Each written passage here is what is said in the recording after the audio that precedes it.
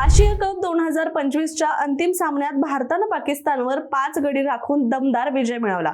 मात्र सामना जिंकल्यानंतर भारतीय संघानं ट्रॉफी आणि पदकं आशियाई क्रिकेट परिषदेचे अध्यक्ष आणि पाकिस्तान क्रिकेट बोर्डाचे चेअरमन मोहसिन नकवी यांच्याकडून घेण्यास थेट नकार दिला आणि कर्णधार सूर्यकुमार यादव आणि संघातील इतर खेळाडू देखील ट्रॉफी आणि पदकं घ्यायला स्टेजवर गेलेच नाहीत। त्यानंतर नकवी हे थेट ट्रॉफी आणि पदकं घेऊन तिथून निघून गेले।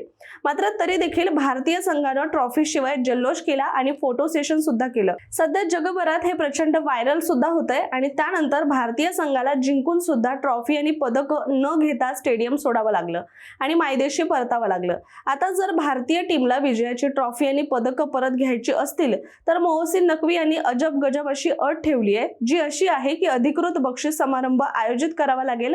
मात्र असा कोणताही कार्यक्रम होण्याची शक्यता दिसत नाहीये। त्यामुळे हा वाद अजून काही दिवस असा सुरू राहण्याची देखील शक्यता आहे।